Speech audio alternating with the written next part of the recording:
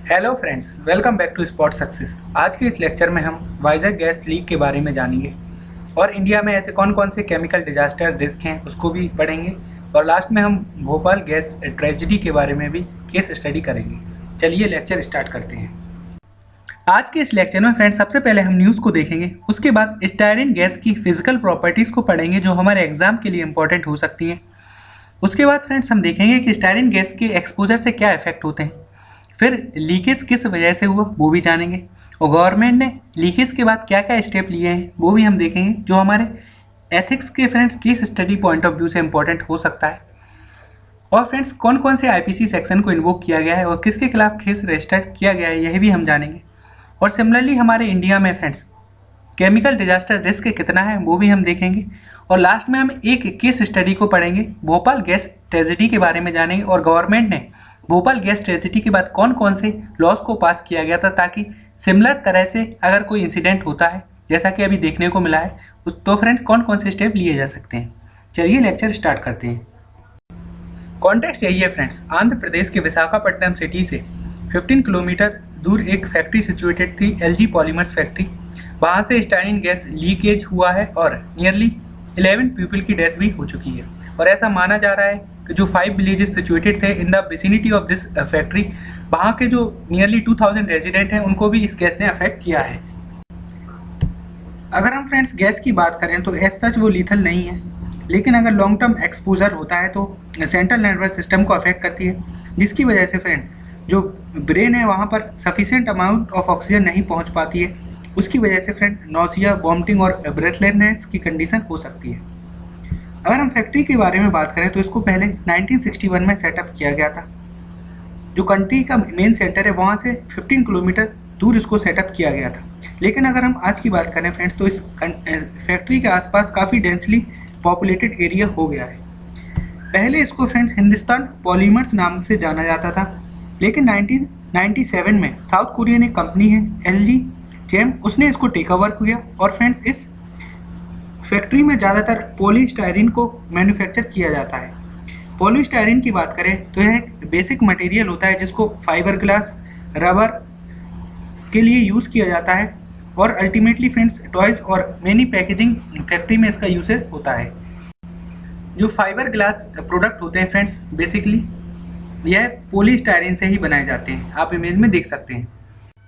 जैसा कि हमने कॉन्टेक्स्ट में देखा था फ्रेंड्स, जो केमिकल फैक्ट्री से गैस रिलीज हुई है उसका नाम है स्टायरीन। इसको फ्रेंड्स प्लास्टिक की सिंथेसिस के लिए यूज़ किया जाता है, आप मॉलिक्यूलर स्ट्रक्चर देख सकते हैं। और फैक्ट्रीज़ में इसको एज अ लिक्विड फॉर्म में स्टोर किया जाता है, लेकिन फ्रेंड्स यह ईजिली इवेपोरेट हो सकती है अगर नॉर्मल टेम्परेचर पर इसको एक्सपोजर किया जाता है एटमॉस्फेयर में। स्टायरीन के बारे में फ्रेंड्स बेसिक नॉलेज अगर हम देखें तो यह एक ऑर्गेनिक कंपाउंड है और ये डेरिवेटिव है बेंजीन का, हम देख ही चुके हैं। इसको लिक्विफाइड फॉर्म में स्टोर किया जाता है। यह एक मेन रॉ मटेरियल है for the synthesis of polystyrene. Polystyrene एक फ्रेंड्स वर्सेटाइल प्लास्टिक होती है, हमने इमेज में भी देखा था, जिसको यूज़ किया जाता है for making various appliance such as refrigerators, micro ovens, automotive parts और इलेक्ट्रिक कंपोनेंट्स में भी इसका यूसेज किया जाता है। और साथ ही साथ फ्रेंड्स सबसे ज़्यादा यूसेज डिस्पोजल कप्स को बनाने में इसका किया जाता है और फूड पैकेजिंग में। जो मेन इंपॉर्टेंट थिंग आपको याद रखनी है कि यह फ्रेंड्स व्हीकल के एग्जॉस्ट में भी पाई जाती है। सिगरेट स्मोक में फ्रेंड्स स्टायरीन का एमिशन होता है, साथ ही साथ कुछ नेचुरल फूड्स में भी यह पाई जाती है, फ्रूट्स एंड वेजिटेबल्स, तो यह आपको याद रखना है। हमने देखा था फ्रेंड्स कि जो वाइजैग में गैस एक्सपोजर हुआ है उसकी वजह से नियरली 11 पीपल की डेथ हो चुकी है। तो हम इसके इफेक्ट को देख लेते हैं। अगर स्टायरीन गैस का ओरल एक्सपोजर होता है तो इफेक्ट क्या क्या हो सकते हैं। US based environmental protection agency के डाटा को देखें, अगर शॉर्ट टर्म एक्सपोजर होता है तो फ्रेंड्स इससे रेस्पिरेटरी प्रॉब्लम हो सकती है और साथ ही साथ आइज और म्यूकस मेम्ब्रेन में इरिटेशन हो सकता है और फ्रेंड्स गैस्ट्रो इंटेस्टाइनल इश्यूज भी देखने को मिल सकते हैं।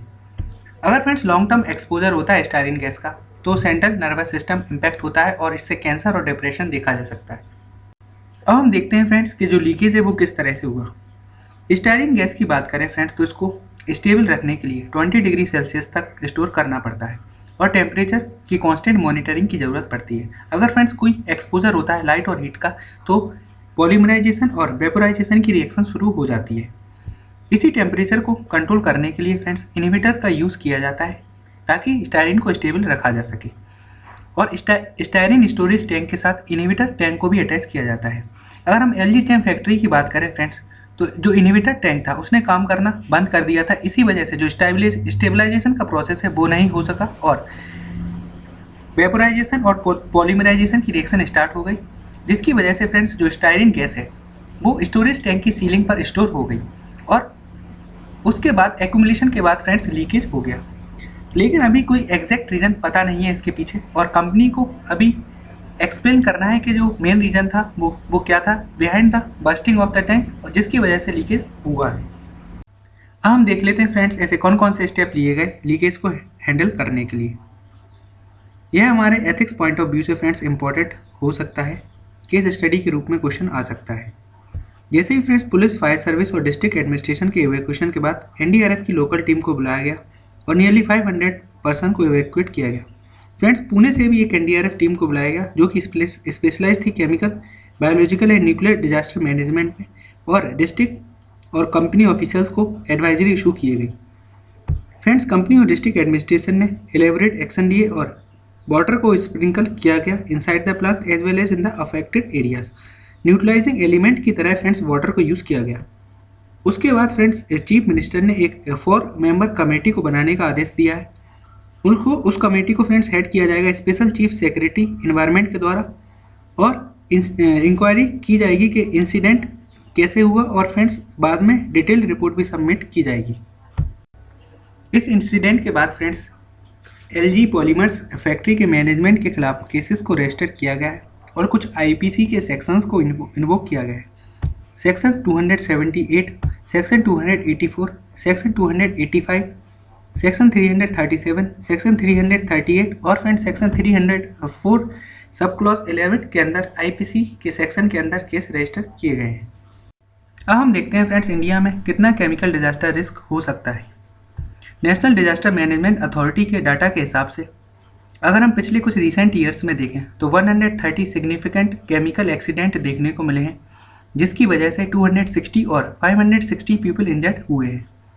260 पीपल की फ्रेंड्स डेथ हुई है इन 30 सिग्निफिकेंट केमिकल एक्सीडेंट्स की वजह से।